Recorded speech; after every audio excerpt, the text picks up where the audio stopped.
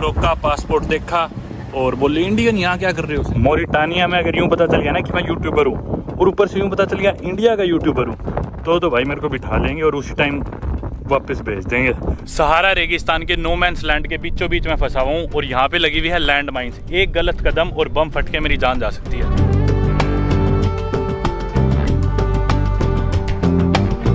दोस्तों स्वागत है एक नई वीडियो में। सुबह के बजे है 8:30 और एग्जैक्टली 9 बजे मेरी अभी बस है यहाँ से दखला, जो कि एक सिटी है वेस्टर्न सहारा में। आप पिछली वीडियोस में देख ही चुके। यहाँ से मोरिटानिया देश के बॉर्डर से पहले आखिरी टाउन मोरक्को की गुरगारित, कुछ ऐसे टाउन का नाम है। जल्दी से बाहर निकलते हैं, होटल से चेकआउट करते हैं। ये था मेरा होटल पीछे। होटल से जस्ट एक बाहर निकला हूँ। सड़कें बिल्कुल सुनसान है। शायद वही तो नहीं है मेरी बस कहीं, वैसे तो बस स्टॉप दूर है पर सीटीएम कंपनी की बस है मेरी। सीटीएम की बस से ही ना मैं मराकेश से लायून आया था, जो कि लार्जेस्ट सिटी है वेस्टर्न सहारा की, और लायून से दखला तक भी मैं इसी कंपनी की बस के साथ आया था। तो 9 बजे मेरी बस है, मेरे को गुरगारित, ये जो आखिरी टाउन है मोरक्को का, उधर 3 बजे पहुंचा देगी और उसके बाद फिर मुझे इमिग्रेशन और वीजा ऑन अराइवल लेके मोरिटानिया एंटर करना है। भाई मैं 1 मिनट के लिए उधर क्या गया, समुद्र पे सामान सेट करने के लिए पीछे से बस ही चलेगी। टैक्सी का इंतजार कर रहा हूँ भाइयों। अब टैक्सी लेके बस का पीछा करना पड़ेगा क्योंकि मेन टर्मिनल से 9 बजे की है बस और इधर से 8:30 ही निकल गई। पता नहीं इधर क्यों खड़ी थी और इधर का मेरे को दिखाया नहीं तो मैं मेरे को बताता 8:30 इधर से निकली तो टाइम से आगे इधर से बोर्ड कर लेता। ये टैक्सी है, नॉर्मल गाड़ी है? नॉर्मल गाड़ी है। तो मोरिटानिया का ना मैंने वीज़ा लिया नहीं क्योंकि वीज़ा ऑन अराइवल है। शायद फ़ोटोग्राफ साथ लेके जानी होती है और 55 यूरो कैश, और वो सिर्फ यूरो ही लेते हैं। तो यूरो कैश होना बहुत ज़रूरी है और मेरे को काफ़ी दिक्कत हुई थी एक्सचेंज कराने में क्योंकि यूरो मिल नहीं रहे थे, दिरहम दे के यूरो। पर इधर एक दुकान से मिल गए थे फिर फाइनली, बहुत जगह पता करने के बाद। 8:40 हो गया यार और कोई टैक्सी नहीं दिख रही अभी तक। एक तो पता नहीं इन देशों में यार रात को 2-3 बजे तक सब मिलता है, सुबह 10-11 बजे से पहले कोई उठता ही नहीं है। फाइनली एक टैक्सी आ तो रही है। रुक जा प्लीज़। 4G बैठा इसमें तो। CTM bus terminal, CTM bus terminal या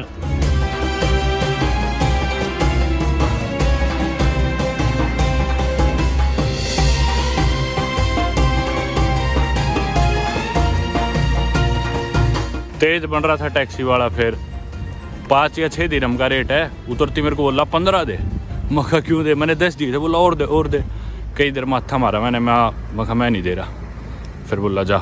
ये शायद इनका मेन टर्मिनल आ गया, बस इधर आएगी अभी। और ये इसका अंदर का रास्ता है। पहले सीटीएम के काउंटर पे जाके बैग का टैग लेना पड़ेगा, वो ले लेता हूँ। हर बार लेना पड़ता है क्योंकि ले लिया मैंने। बैग का टैग आया 6 दिरहम का। 1 दिरहम में इंडिया के 8 रुपये होते हैं, तो देख लो 48 रुपये का। बाकी लोगों की बात करें ना तो मोरक्को और वेस्टर्न सहारा के ही कह लो, मतलब लोग कोई बहुत ज़्यादा खास नहीं लगे मेरे को। अच्छे बुरे लोग तो हर जगह मिलते हैं देखो, पर ऐसा नहीं था कि इधर के लोग कोई बहुत ही स्टैंड आउट करे हो, बहुत ही ज़बरदस्त लोग हो।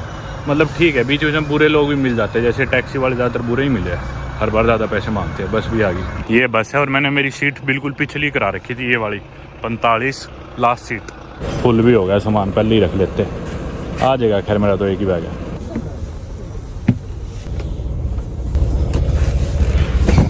यही है भाई खिड़की वाली मेरी। रात जब कर रहा था टिकट बुक तब तो पूरी बस खाली थी। अभी तो लेकिन भीड़ है। सिर्फ दूसरी टिकट थी मेरी रात जब मैंने बुक करा।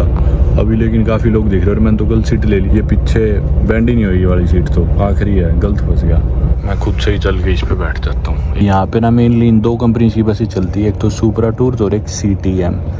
तो सुपरा टूर्स की तो वेडनेसडे तक की बुक थी सारी बस, तो इसलिए मैंने सीटीएम वाली ली है। 9 बज चुके हैं लगी, पर चली नहीं अभी तक। ये बस चलने ही वाली होगी।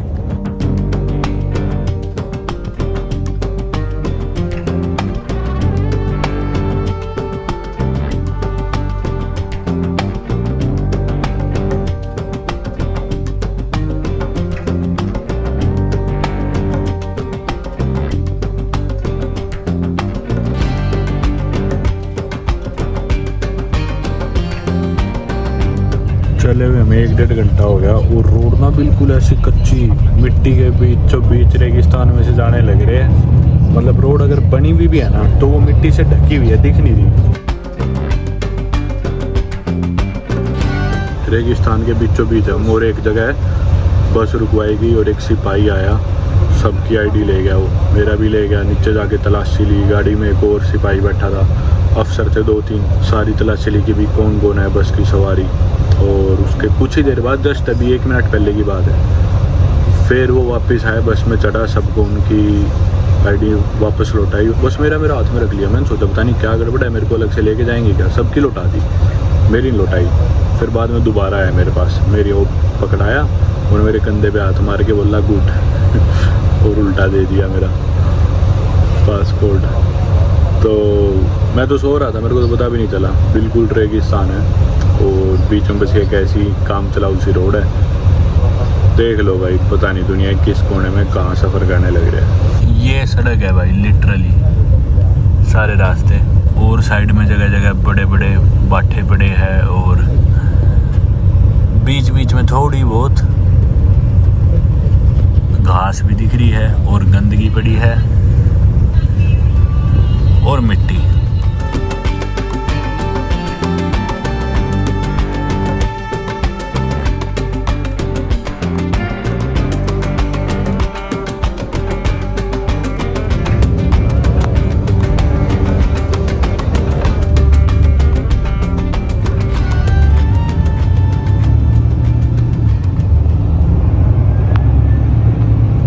पहुंच गए Guerguerat, last town of Morocco.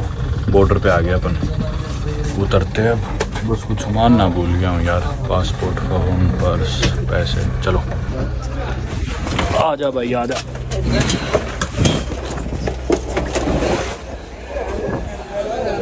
दोस्तों मेरे पीछे जो आप देख रहे हो ये है मोरक्को का चेक पोस्ट। इसके बाद मोरक्को देश ख़त्म हो जाएगा और शायद नो मैंस लैंड शुरू हो जाएगा, फिर वेस्टर्न सहारा का रीजन शुरू हो जाएगा। एक बार बाहर निकले बाद, स्टैंप लगे बाद मैं वापस नहीं घुस सकता, क्योंकि उसके लिए मुझे अलग से दोबारा ई वीज़ा अप्लाई करना पड़ेगा और वीज़ा आए बाद ही घुस सकता हूँ, क्योंकि जो ई वीज़ा मैंने मोरक्को के लिया था वो सिंगल एंट्री था। बसों का सामान ये पोर्टर जिसमें लाद के बॉर्डर के परली साइड ले जाते हैं।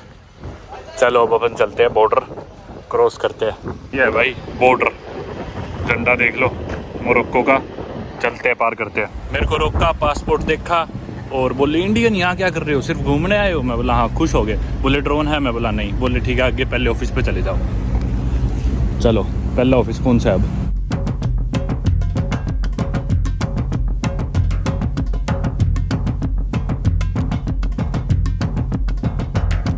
चलो भाई, स्टैंप लग चुकी है और 1 घंटा ख़राब हुआ बॉर्डर पे। बताता हूँ आपको क्या कहानी हुई। अभी बाहर निकलते एक बार। शाम के बज चुके हैं 4 और बॉर्डर पे मेरे को लग गया पूरा 1 घंटा। 1 घंटे से भी फालतू ही मान लो।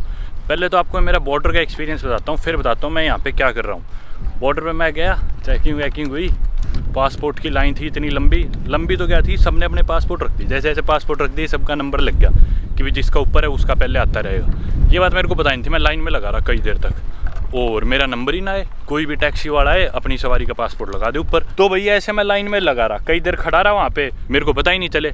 एक आदमी ने फिर मेरी मदद करी, वो बोला कि भाई ऐसे पासपोर्ट के नीचे अपना पासपोर्ट रख दो।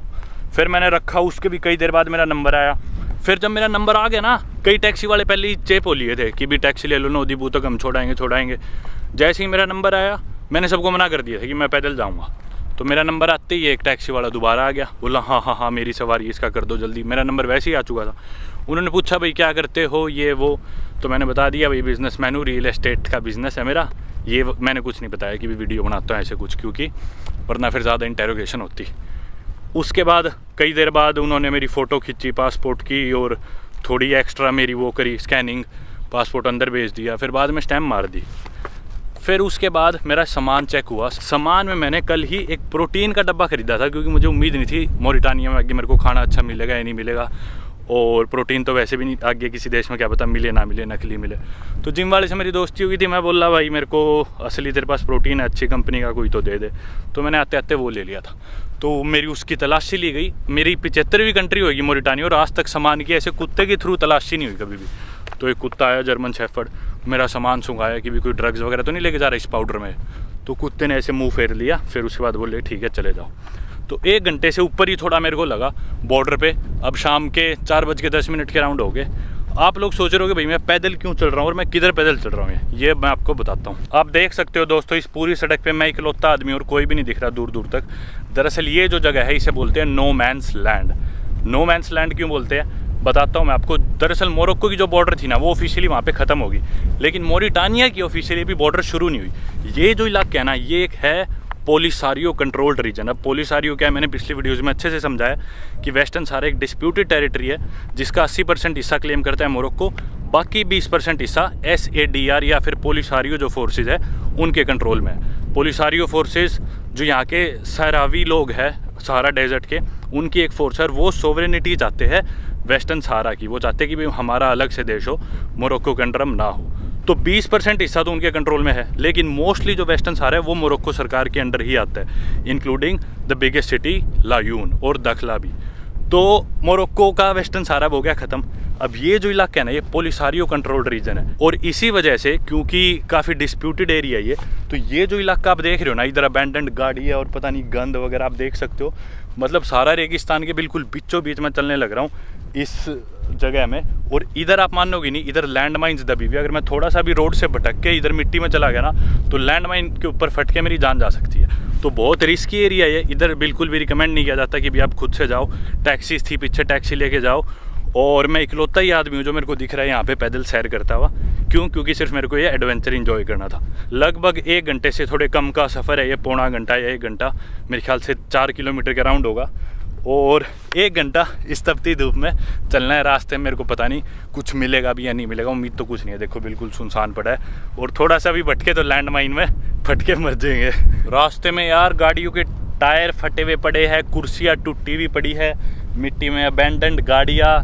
मतलब ना बहुत ही ओवरवेलमिंग सी जगह है ये, अजीब सी बहुत ज़्यादा। मतलब रेगिस्तान के बीचों बीच ऐसी अजीब अजीब चीज़ें। तो अभी लास्ट जो चेक पॉइंट था उन्होंने पासपोर्ट चेक करा कि भी स्टैंप लग गई क्या। उसके बाद उसका दोस्त वहीं पे था, वो इंग्लिश बोलता था, मेरे को अलग से साइड में लेके गया। बोला कैसे जाओगे? मैं बोला पैदल चल के। बोला ये पैदल पार करोगे? मैं बोला हाँ। तो बोला बहुत ख्याल रखना प्लीज़, आपको पता नहीं बात पता है नहीं पता, बस आप रोड से मत भटकना। मेरे को तो हालांकि पता था, मैंने पढ़ रखा था इधर लैंड माइन साइड में। वो मेरे को बोला कि बस मेरी आपसे एक ही रिक्वेस्ट है, प्लीज़ जो रोड है ना आप उस पर ही चलना, थोड़ा भी रोड के इधर उधर मत होना। तो वो खुद से बताना नहीं चाह रहा था कि भाई ऐसा कुछ भी है, पर मेरे को तो पता था ऑलरेडी।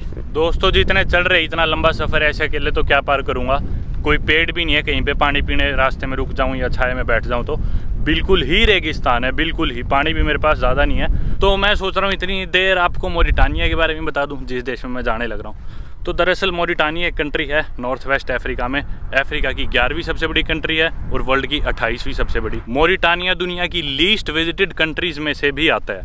जी हाँ, मैंने आपको पैसिफिक में दुनिया की लीस्ट विजिटेड कंट्रीज नाउरू और टुवालू तो दिखाई ही, लेकिन इनके बाद अगर जिक्र किया जाए तो कुछ कंट्रीज और आती हैं, उनमें से एक मोरिटानिया है। बहुत ही कम टूरिस्ट यहाँ पे आते हैं, गिने चुने कुछ हज़ार। और दुनिया की लीस्ट डेंसली पॉपुलेटेड कंट्रीज में से भी एक है मोरिटानिया। इनका एरिया तो है 10 लाख किलोमीटर स्क्वायर, लेकिन पॉपुलेशन है सिर्फ 44 लाख। और 1/3 पॉपुलेशन यानी कि 1/3 पॉपुलेशन इनकी कैपिटल सिटी नोकशॉट में रहती है, जिसका मतलब होता है प्लेस ऑफ विंड्स, नोकशॉट। और इधर हवा बहुत तेज चलती है, जो इनकी लू है बहुत खतरनाक है। मोरिटानिया को आप मोस्ट सहारन कंट्री भी कह सकते हो, क्योंकि 90% जो कंट्री है ना वो रेगिस्तान से ही घिरी हुई है और ना के बराबर पानी है। सिर्फ एक परमानेंट रिवर है जो कि है सेनेगल रिवर, इसके साउथ में, जो कि सेनेगल से शेयर करते हैं। फाइनली एक ट्रक गया।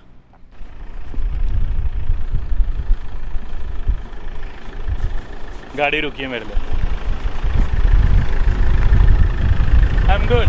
Why do you not? I want to walk. You want to walk? Yeah. Spotted. Yeah, spotted. Thank you. Yeah, after immigration, then Wadibu. Then what? Yeah. So we are How much for taxi? Oh, it's expensive. No, sorry. Thank you. $1? No. $1 is 38 हो गया. 70 kilometers from this border. I will walk. Thank you. Goodbye. 5 kilometers. No. Thank you. I'm good. Taxi वाले रुके, ये Mauritania नहीं लग रहे थे मेरे को। बॉर्डर से पैदल क्यों चल रही है वो? मैं बोला ना मैं चल लूँगा अपने आप। बोले आ जाओ बैठो। मैं बोला ना मैं अपने आप चला जाऊँगा। बोले कहाँ तक जाओगे पैदल? मैं बोला मैं पूरा इमिग्रेशन तक मोरिटानिया की, जो कि यहाँ से 3-4 किलोमीटर, वहाँ तक पैदल ही जाऊँगा। उसके आगे नोदीबू 50-60 किलोमीटर। मैं बोला मैं वहाँ की टैक्सी ले लूँगा आगे की। तो बोले ठीक है, हम आपका फिर बॉर्डर पर इंतज़ार कर रहे हैं। मैं बोला कितने पैसे लोगे? बोला 1000 उगिया। इनकी करेंसी है मोरिटानियन उगिया, मोरिटानिया की। और एक मोरिटानी नुगिया में इंडिया के 2.17 रुपये होते हैं। तो ये बेसिकली मेरे से इंडिया के 2700 रुपये मांग रहा था, जबकि जो रेट है वो शेयर टैक्सी मेरे ख्याल 100 या 200 हो गया है इमिग्रेशन से नोदीबू शहर तक। तो ये उसके 5 से 10 गुना रेट मेरे से मांग रहा था। तो मैं बोला ना भाई तू जा, मैं अपने आप पहुँच जाऊँगा, मेरी चिंता ना कर। तो वापस टॉपिक पे आते हैं। और क्योंकि नदी साउथ में तो मोस्टली लोग रहते भी साउथ की तरफ ज़्यादा, इनकी जो पॉपुलेशन है, क्योंकि वहाँ पे वेदर थोड़ा सा ठीक है और क्रॉप्स भी सारे वहीं पे उगते हैं। तो सेनेगल रिवर ये शेयर करता है, जो कि सेनेगल की रिवर है, वही इसका मेन सोर्स ऑफ वाटर है। मोरिटानिया की कैपिटल और लार्जेस्ट सिटी जैसे मैंने बताया है नोकशॉट, और सेकंड लार्जेस्ट सिटी है नोदीबू, जिधर मैं जाने लग रहा हूँ। इनका ऑफिशियल रिलीजन है सुन्नी इस्लाम और ऑलमोस्ट पूरी ही पॉपुलेशन सुन्नी मुस्लिम है। थोड़ी मोरिटानिया की हिस्ट्री की बात करें तो मोरिटानिया को पहले ऑक्यूपाई किया था बर्बर्स ने। बर्बर्स यहाँ के नेटिव इंडिजिनस लोग हैं, सहारा के, सारा रेगिस्तान के बर्बर या अमेज़ी के लोग इंटरचेंजेबली बोल सकते हैं। अर्ली 3rd सेंचुरी एडी में बर्बर्स ने ऑक्यूपाई करा मोरिटानिया वाले इस रीजन को। उसके बाद लेट 7th सेंचुरी में यहाँ पे अरब्स आ गए और अरब्स यहाँ पे अरब कल्चर लाए, इस्लाम लाए, अरेबिक लैंग्वेज लाए। यहाँ पे हसनिया अरेबिक बोली जाती है, जो कि अरेबिक का एक डायलेक्ट है इस रीजन में। अर्ली 20th सेंचुरी में फिर मोरिटानिया को कॉलोनाइज कर लिया गया था फ्रांस के द्वारा, और मोरिटानिया भी फ्रेंच वेस्ट अफ्रीका का पार्ट था। 1960 में इन्हें इंडिपेंडेंस मिली फ्रेंच से, और उसके बाद से यहाँ पे काफ़ी कूप्स या फिर मिलिट्री डिक्टेटरशिप आती रही है, या तख्ता पलट जिसे कह लो, होते रहे। और सबसे रिसेंट जो तख्ता पलट हुआ था वो 2008 में हुआ था। हालांकि नेचुरल रिसोर्सेज की बात करें तो मोरिटानिया में काफ़ी अबंडेंस है इनकी, जैसे कि पेट्रोलियम और आयरन ओर की, पर हमेशा से ना मोरिटानिया गरीब ही रहा है और इनकी मोस्टली इकॉनमी डिपेंड करती है एग्रीकल्चर, लाइफस्टॉक और फिशिंग पे ही। मोरिटानिया ना जो हरमैटन टेरिटरी है, हरमैटन बोलते हैं इनकी सहारा की ड्राई विंड को, इसके बिल्कुल हार्ट में है और बहुत ही खतरनाक गर्म सूखी रेतीली विंड होती है ये। मतलब जैसे अपने लू होगी ना उसी तरह है, लेकिन काफ़ी खतरनाक है। और ना ज़्यादा देर बाहर रह लो तो नाक में ऐसे खून भी आ जाता है, कहते हैं स्किन पे कट्स लग जाते हैं, तो बहुत ध्यान रखना पड़ता है, ज़्यादा देर बाहर मत रहो और अपने आप को ढक के रखो। आदमी भी यहाँ पे जो ड्रेस पहनते हैं उसे बोलते हैं दर्रा शायद, या फिर बऊ बऊ, और औरतें जो पहनती है उसे कहते हैं मेलाफा। अब रास्ता आ गया है कच्चा। आपने देखा होगा इनके कपड़े खुले खुले फोटो में देख पा रहे होगे, ताकि गर्मी और इस हवा से बच सके। बहुत विंडी देश है। अब देखो भाई ये मैं कैसे पार करूँ, रोड तो है नहीं, क्या पता कहाँ लैंड माइन हो।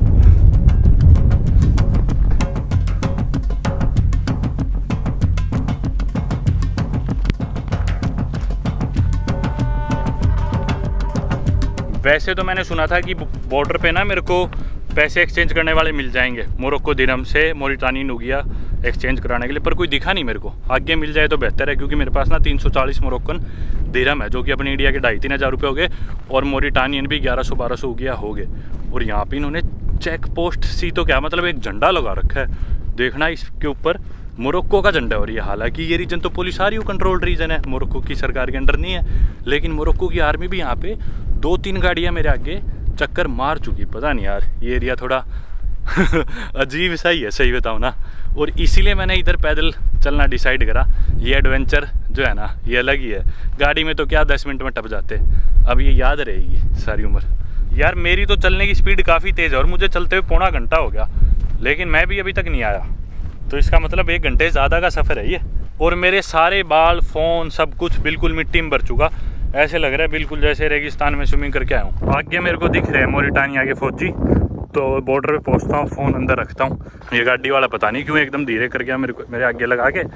अच्छा इधर से रास्ता है, हाँ उधर तो पत्थर ही पत्थर है। मोरिटानिया में अगर यूँ पता चल गया ना कि मैं यूट्यूबर हूँ, और ऊपर से यूँ पता चल गया इंडिया का यूट्यूबर हूँ, तो भाई मेरे को बिठा लेंगे और उसी टाइम वापस भेज देंगे क्योंकि भाई ऐसे ऐसे कांड हो चुके हैं यहाँ पे। एक इंडियन यूट्यूबर आया था, तो कुछ नहीं यार, ये देश वाले भी थोड़े पागल है। जब तैयार हो ही नहीं टूरिज्म के लिए तो फिर क्यों आने देते हो, क्यों वीज़ा दे रहे हो। चल के पहले देखते हैं, वीज़ा देंगे वो तो मैं तब शिकायत करूँगा ना, अभी तो मैं शिकायत भी नहीं कर सकता, अभी तक दिया नहीं इन्होंने वीज़ा। निकल गया भाई बॉर्डर से, चलो जल्दी आगे।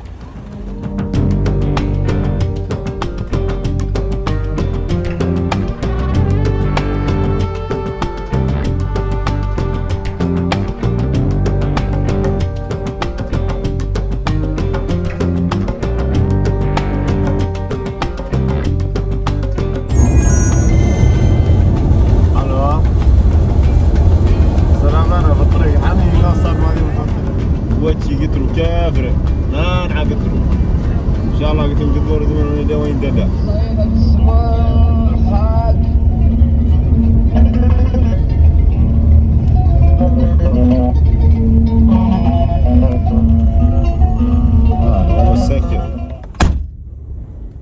बीचों बीच गाड़ी रोक के और भाई अपना प्रे करने लग गए। भाई रेगिस्तान की मिट्टी में इतनी गर्मी में धूल उड़ रही है और अब वहीं लेट के बीड़ी पी रहे।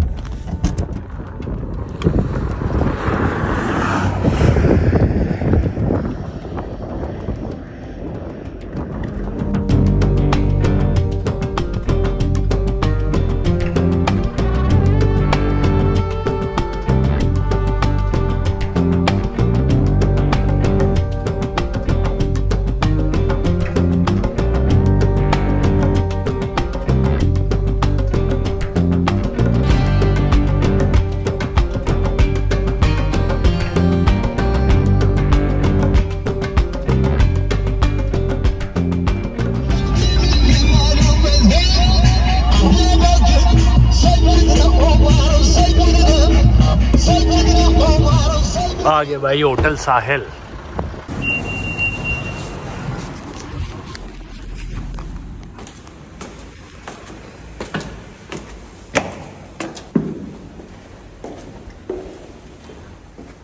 काफ़ी सही है यार कमरा। तो मेरे को तो कोई उम्मीद ही नहीं थी इस देश से, जो मैंने इसके हाल देखे एंटर करते हुए। ये एक 3 स्टार होटल है और इधर के सबसे बढ़िया होटल में से एक है नेट पे, जैसे मैंने रिव्यूज़ देखे। कमरा तो काफ़ी सही है भाई उस हिसाब से। दोस्तों अब मैं आपसे शेयर करने वाला हूँ कि बॉर्डर पे आगे आगे मेरे साथ क्या हुआ। सबसे पहले तो दूर से मेरे को चेक पोस्ट दिख रहा था, मैं वहाँ पे पहुँचा। वहाँ पे मोरिटानिया की आर्मी थी, उन्होंने मेरा पासपोर्ट मांगा। पासपोर्ट पे वो मोरक्को की स्टैंप ढूंढ रहे थे, लेकिन स्टैंप नहीं मिली बहुत देर तक।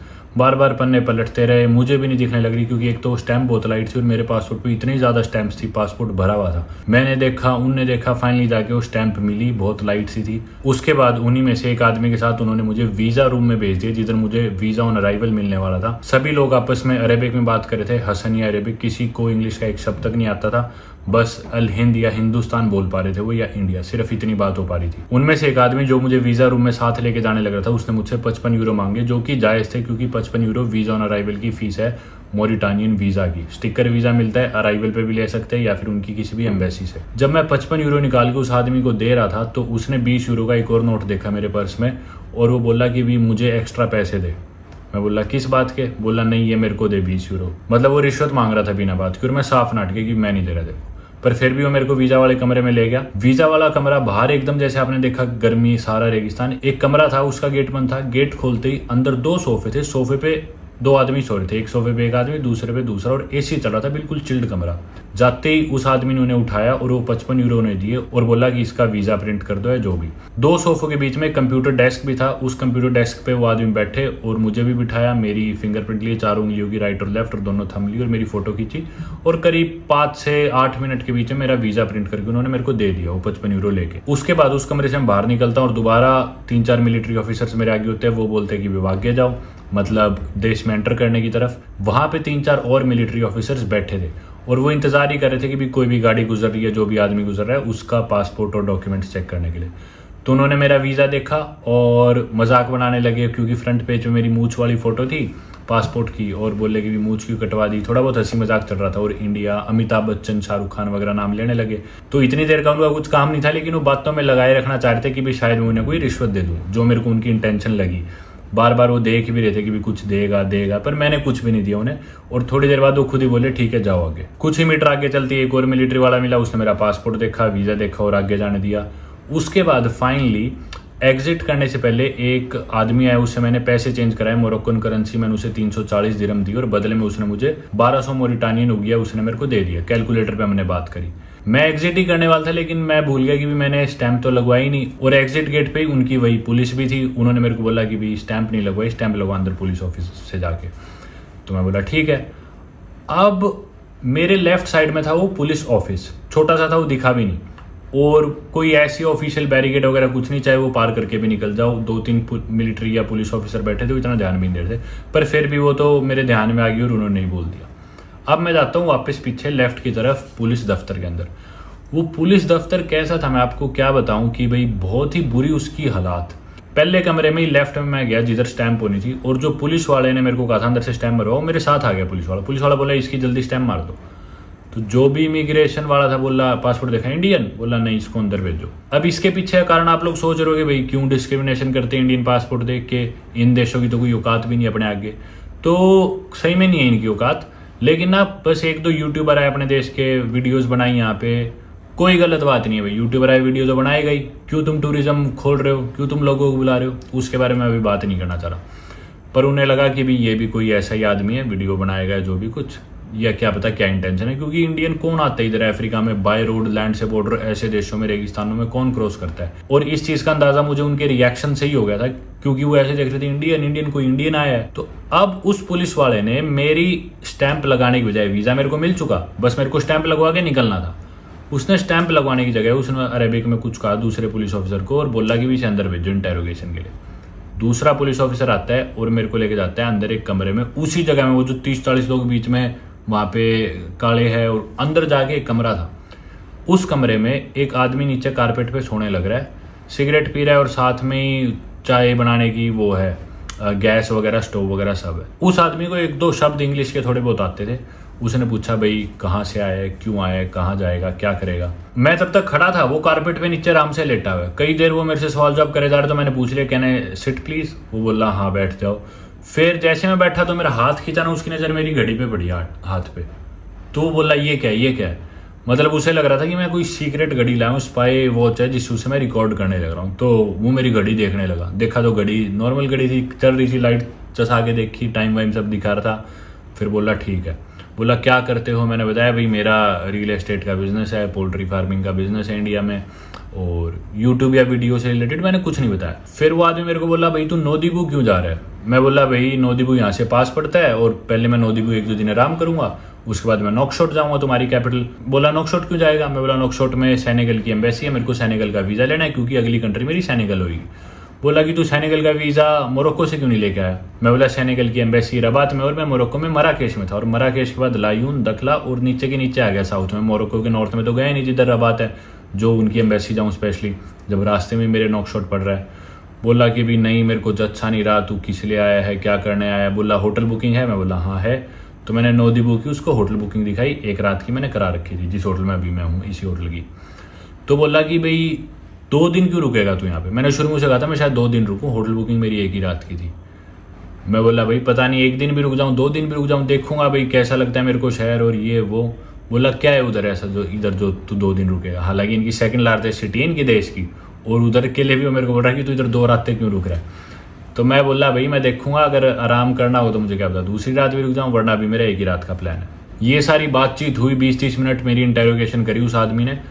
और मतलब बहुत ही ऐसे जिस तरह सरकारी दफ्तरों के आदमी नहीं होते भी, काम करके राजी नहीं है और अगले को परेशान करो, वो उस आदमी का एटीट्यूड था बिल्कुल ही, उससे ही बदतर बिल्कुल। फिर वापिस आए हम स्टार्टिंग पॉइंट पे, और राइट में जो दफ्तर था उसमें लेके गया, उसमें एक फोटोकॉपी मशीन थी, मेरे पासपोर्ट की फोटोकॉपी निकाल ली, और उस पर सारी डिटेल लिखी उसने कि भी ऐसे ऐसे ये चला है, वहाँ से इस होटल में रुकेगा, मेरा व्हाट्सएप नंबर मांगा, वो लिखा, A to Z मेरी जो डिटेल वो मेरे से ले पाया वो उस कॉपी पे लिख ली, और मेरे से कुछ और इन्फॉर्मेशन मिली।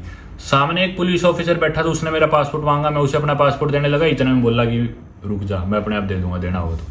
मतलब ऐसा एटीट्यूड था उसका बिल्कुल ही कि वो चाहता ही नहीं। मैं बस इंतजार कर रहा था उस पॉइंट तक कि भी थोड़ा बहुत और ये मेरे से फालतू के सवाल जवाब करे, मेरे को बुरा ट्रीट करे, मैं उसी टाइम कह दूंगा भी मेरे को नहीं घुसना तुम्हारे देश। मैं 3-4 किलोमीटर पैदल चल गया हूँ, मैं पैदल चल के वापस चला जाऊंगा मोरक्को। ठीक है मोरक्को का ही वीजा नहीं है, मैं बीच में सो जाऊंगा, कुछ भी करूंगा, लेकिन इस एटीट्यूड से तुम्हारे देश में एंट्री मैं नहीं लेने वाला, जो भी होगा देखी जाएगी।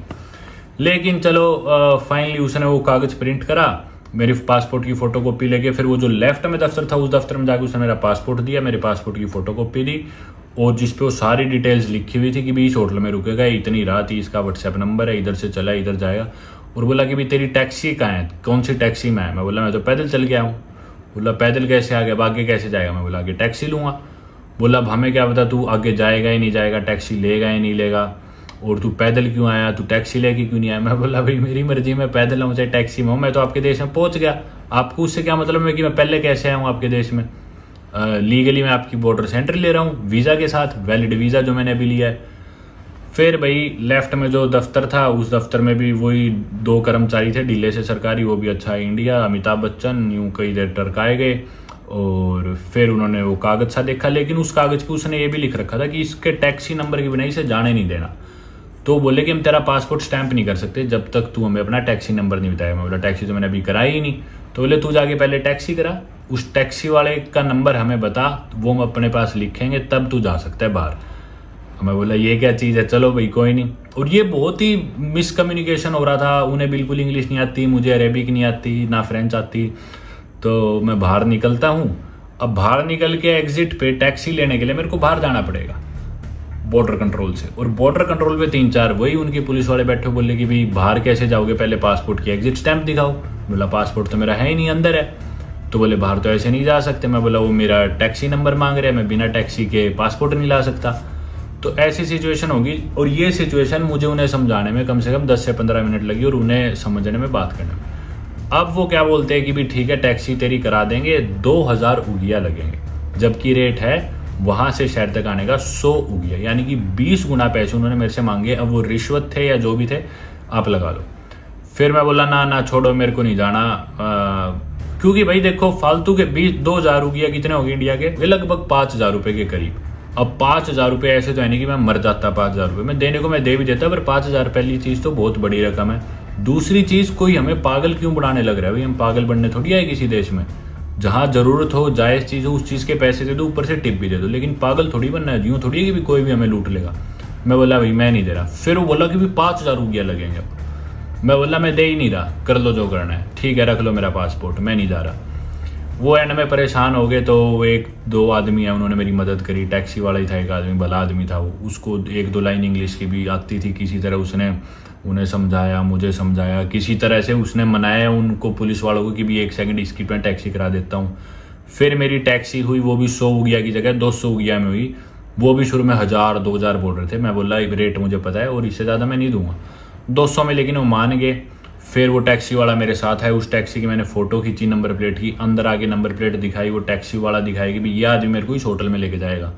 तब उन्होंने मेरे पासपोर्ट पे स्टैंप मारी, मेरा पासपोर्ट पकड़ाया और फिर उस टैक्सी वाले के साथ बैठ के, शेयर्ड टैक्सी थी वो एक, और टैक्सी से लेके नौदीबू शहर तक का सफ़र 1 घंटे का था। वो सफ़र उस टैक्सी में करा दोबारा, सारा रेगिस्तान के बीचों बीच। पीछे मेरे एक लेडी बैठी थी और एक आदमी बैठे थे। जो टैक्सी चला रहा था वो आदमी काफ़ी हेल्पफुल था। हालांकि जो टैक्सी की खिड़की भी थी ना, वो भी मतलब टूटी हुई थी। वो खिड़की ऊपर चढ़ाने वाला एक ही था, कोई भी शीशा नीचे ऊपर करना है तो बारी बारी निकाल के उसे देता था, उसमें फिट करो फिर घुमाओ, तो एक ही वो था। तो हालात दिख रहे थे सारे रास्ते की भी बहुत गरीब हालात है इस देश के। पुलिस ऑफिसर्स मेरे को सारे करप्ट लग रहे थे, सही बताऊं तो। और मतलब घुसते ही पहले इंप्रेशन बिल्कुल भी मेरे को अच्छे नहीं लगे इस देश में। गरीबी बहुत ज्यादा दिख रही है। चलो गरीब भी है, कोई दिक्कत नहीं है, लोग तो अच्छे हो, मतलब कोई आपके देश में है इतनी दूर से, उसको यूं तो फील कराओ भी ठीक है तू गेस्ट है। मतलब यूं लग रहा है कि भी क्यों आ गया ये हमारे देश में, ऐसा फील हो रहा था लोगों से डील करते हुए, बात करते हुए, या जो भी। ना जबान आती, चलो कोई नहीं, जबान तो मुझे भी उनकी नहीं आती, पर एटीट्यूड जो था वो बहुत बेकार था। वो टैक्सी वाला इंसान फिर भी ठीक था। वो अब इधर वीडियो बनाने की बहुत ज्यादा समस्या है, मैं कोई भी चीज की ठीक से रिकॉर्डिंग नहीं कर पाया। अगर मैं एक चीज भी रिकॉर्ड करता तो मेरे को उसी टाइम वो निकाल देते। तपती धूप में शाम के 5:30-6 बजे भी इतनी तिखी धूप थी। वो सफर करके हम आए, रास्ते में पुलिस के 3 चेक पॉइंट्स आए लगभग। जैसे ही मैंने फोन निकाला वीडियो बनाने के लिए, मेरे को पता नहीं था कुछ ही मीटर बाद चेक पॉइंट है। वो ड्राइवर ने मेरा फोन पकड़ के बिल्कुल नीचे मारा कि बिना वीडियो मत बना। तो एक आधी बार वो खुद भी बोल रहा था ये देख इसकी वीडियो बना ले। उसे उन्हें पता था कि मैं यूट्यूबर हूँ या कुछ हूँ, उसे लग रहा था मैं टूरिस्ट हूँ और मैं नज़ारों की वीडियो बना रहा हूँ। तो एक आधा कोई उसको नज़ारा अच्छा लगता तो बार बार कहता कि भी इसकी बना ले। रेगिस्तान में खैर क्या तो नज़ारे होने थे, पर जिस जैसे तैसे टैक्सी का सफ़र करा। 1 घंटे का रास्ते में वो रुके प्रेयर करने के लिए। उनका प्रेयर का टाइम हो गया था शायद, रेगिस्तान के बीचों बीच मिट्टी में वो प्रेयर करी। फिर किसी तरह हम शहर में पहुंचे। शहर के बाद इस होटल में आए। होटल में आए तो रिसेप्शन पे कुदरती थोड़ी बहुत इंग्लिश वो बोल रहा था। हालांकि मैंने अपनी तरफ से यहाँ पे काफ़ी अच्छा होटल कराया था, क्योंकि मुझे पता था हालात बुरे होने वाले इस देश के। तो एटलीस्ट एक जगह तो वो हो जिधर मैं आराम से रेस्ट कर सकूँ, डाटा अपलोड कर सकूँ, वाईफाई हो मेरे पास, कि भी मेरे को सिम ना मिल पाए बाई चांस, नहा धो ना पाऊँ, कपड़े ना धो पाऊँ। तो एक ऐसी जगह हो जिधर मैं ये आराम ले सकूँ, इसलिए मैंने ये होटल कराया। इसकी कीमत मेरे को पड़ी लगभग 4000 रुपये इंडिया के। 4000 के हिसाब से ठीक है भाई, इस देश में इतनी फैसिलिटी अगर मिल जाती है, AC मिलने लग रहा है और ये सब चीज़ें, तो ठीक है, कोई दिक्कत नहीं है। होटल में भी आया तो रिसेप्शन वाला बोला गिव मी योर पासपोर्ट जो कि बहुत अनप्रोफेशनल है, पर चलो उसमें उसकी कोई गलती नहीं, उसे इंग्लिश इतनी अच्छी नहीं आती होगी। क्योंकि हॉस्पिटैलिटी बिजनेस में आमतौर पे जब भी जाओ कोई छोटे छोटा हॉस्टल भी होगा, सस्ते सस्ता होटल भी होगा, वो भी बोलेगा please sir can I have your passport please. पर कोई नहीं, उस चीज़ की मेरे को कोई भी शिकायत नहीं है। जो भी एक्सपीरियंस था अभी तक का मैंने आपको बता दिया। नहा धो के एक बार के लिए तो थोड़ा फ्रेश फील कर रहा हूँ, बाकी पूरे शरीर में यूँ लग रहा था इतनी मिट्टी निकली है, और शक्ल भी आप देख सकते हो कैसी होगी पूरा दिन धूप में चल के रेगिस्तान में। पर एनीवेज, आते ही सबसे पहले किसी नए देश में 2-3 काम होते हैं। आते ही सिम कार्ड लो, ATM जाओ, करेंसी निकलवाओ, पानी लो, कुछ खाने का लो, वो सारी चीज़ें करनी यहाँ पे बहुत मुश्किल हो गई है, क्योंकि कोई इंसान एक तो इंग्लिश नहीं बोलता। रिसेप्शन में जाती मैंने पूछा भाई सिम कार्ड मिल जाएगा यहाँ आसपास, बोले नहीं उसके लिए तो मार्केट जाना पड़ेगा, वो बहुत दूर है, सिम कार्ड भी इधर बेकार है, बैड। और वाईफाई मिल गया होटल में, लेकिन वाईफाई भी कोई खास नहीं चल रहा, और पता नहीं सारी चीज़ें अब कैसी होगी। एक तो फ़ोन निकालते ही कैमरा ऑन करते ही लोग इतना डर जाते हैं, यहाँ पे तो रिकॉर्डिंग कर ही नहीं सकते भाई इस देश में तो। पर अभी चल के छोटी मोटी समस्याएं फिगर आउट करते हैं, कुछ मिलता है तो पानी वानी पियेंगे, कुछ खाएंगे। हालांकि करेंसी है मेरे पास, 1200 गया मैंने बॉर्डर पे लिए थे, लेकिन 200 गया मैंने कार के ड्राइवर को दे दी थी यहाँ तक आने के लिए, 1000 गया बचे हैं बस मेरे पास। ये रेस्टोरेंट है, इसके गूगल पे रिव्यूज़ बढ़िया आ रहे थे, लेकिन अरेबिक में नाम है तो मेरे को पता नहीं क्या नाम है इस रेस्टोरेंट का। मेरे होटल से 1 ही मिनट दूर था, बस साथ में ही है। इधर आ गया मैं खाना खाने। गल्लूफा नाम है भाई इसका। रेट 2.17 से मल्टीप्लाई करोगे तो इंडिया के रुपये आ जाएंगे। मोस्टली सी फूड है, लेकिन 300, 350 का, 250, 600, 700 से कम कोई चीज़ नहीं है, सब सी फूड है मोस्टली। कमाल की बात ये है कि मेन्यू फ्रेंच में नहीं है, स्पेनिश में है। इस बहाने चलो मेरे को समझ तो आ जाएगा, स्पेनिश तो मैं समझ लेता हूँ, फ्रेंच मिलती है बाकी आमतौर पर यहाँ पे हर जगह। फ्रेंच मेरे को आती नहीं ना, अरेबिक आती। अर्रोस कौन पोयो, अर्रोस मतलब चावल, पोयो मतलब चिकन, कौन मतलब विथ एंचिलाडा डे अर्रोस, राइस सैलेड। इंग्लिश कोई नहीं बोलता था तो ऊपर मैंने स्पेनिश में ऑर्डर दिया ग्रिल्ड चिकन, और मेरे को चावल के साथ आएंगे, पर ये तो साथ में आलू आ गए तले हुए फ्रेंच फ्राइज। सब सही है भाई, मैं बोला कि भी मेरे को चावल ला दो तो इन्होंने फ्राइज कम कर दिए और चावल दे दिए। खाना तो खा लिया, खाना सही था। अभी बताता हूँ कितने पड़ा। अभी इधर सामने एक दुकान पे पानी लेने आ गया मैं, खुली हो बस, ये खुली लग रही है। अस्सलाम वालेकुम।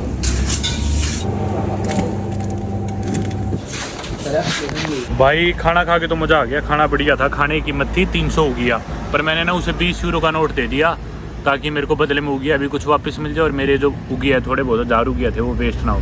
तो उसने मुझे वापस दिए 500 हो गया। तो हालांकि मेरे को 1-2 यूरो का नुकसान तो हुआ, पर चलो कोई नहीं अब। और उसके बाद भाई सामने मैं इस दुकान पे गया, आपने देखा इधर भाई बाहर ही इतनी गंदी बदबू आने लग रही है, मच्छी की और मांस की अजीब सी। जरूर इधर पता नहीं सी फूड एक्सपोर्ट होता होगा जो भी। दुकान में गया भाई इतनी गंदगी, मक्खियाँ उड़ रही, ब्रेड रखी खुली, अंडे रखे, सब पे मक्खियाँ उड़ रही है, A to Z इतनी गंदगी, और भाई भयंकर गंदगी। दुकान वाला मतलब ना टेबल पे, दुकान के टेबल पे कच्चा मांस यूँ रख रखा, और कोई आदमी आ रहा है यूँ का यूँ कच्चा मांस उसे पकड़ाने लग रहे, चिकन वगैरह। इतनी गंदगी, मक्खियाँ बैठी और ऐसे डील कर रहे बिल्कुल ही। और वहीं तो उसने नीचे स्टोव सी रख रखी, साथ साथ दुकान वाला ही पका के भी देने लग रहा। चलो भाई, इससे पहले कोई और मेरे पे आया वीडियो बनाने के लिए, जल्दी से चलते हैं होटल में अंदर।